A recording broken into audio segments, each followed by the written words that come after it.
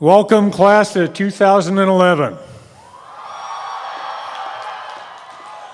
I too bring greetings to our graduates from all of the faculty, the staff, the alumni, and your fellow students. And greetings also to the proud parents and families and friends that have gathered here this evening.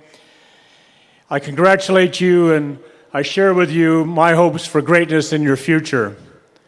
You know, as I think about where you are in life, graduates, while you do not know everything, you do know enough to conquer everything that lies in your path. Thank you.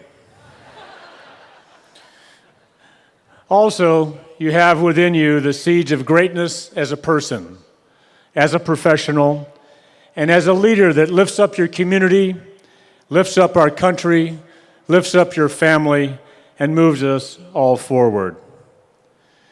And while we are all proud of the way we look from the outside, what matters is what you do from the inside, from the heart, from the soul, the mind, with integrity, strong work ethic, and a strong moral compass. You know, I was at a restaurant recently in San Francisco called Credo, which from your Latin you recall means I believe. And the walls of this Art Deco basement where I was having this meal were replete with the sayings of a lot of interesting people, the famous and the infamous. The sayings ranged from the profound to the egomaniacal, from the humorous to the eclectic. And so with the words of those who have walked before you on this twisting, surprising adventure that we call life, let me weave a very short story. Quote, I believe that dreams, daydreams, you know, with your eyes wide open and your brain machinery whizzing, are likely to lead to the betterment of the world. That comes to you from Frank Bowen, the author of Wizard of Oz. Somewhat interestingly to me, Richard Pryor comments, quote, I believe the ability to think is blessed. If you can think about a situation, you can deal with it. The big struggle is to keep your head clear enough to think. And if you know Richard Pryor's troubles over time, you'd have to sort of pause on that one. He might have found some support from John Steinbeck, who said, I quote, I believe that the free, exploring mind of the individual human is the most valuable thing in the world. Whereas Thomas Jefferson was more concerned about community service by saying, I quote, I believe that every human mind feels pleasure in doing good to another.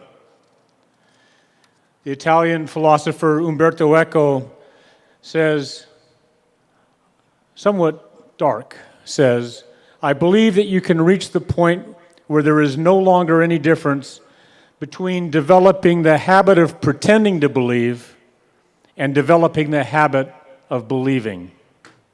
And he might have enjoyed debating with the biochemist and science fiction writer Isaac Asimov, who would have fit very well in a CNAS classroom on this campus by saying, I believe in evidence.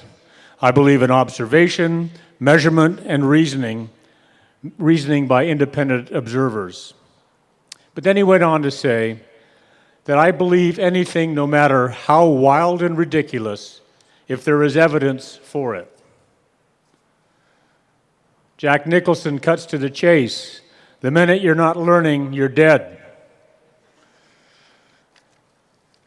Winston Churchill, with a modesty becoming of a Highlander, the modesty of a world leader, but the swagger I expect in each of you as a graduate of the University of California, Riverside, proclaims, we are all worms, but I believe that I am a glowworm. So let me finish by saying, use sunscreen, floss most days of the year, and if all of this is too cerebral for you, Ron White's comments may help. I believe that if life gives you lemons, you should make lemonade and try to find somebody whose life has given them vodka and have a party.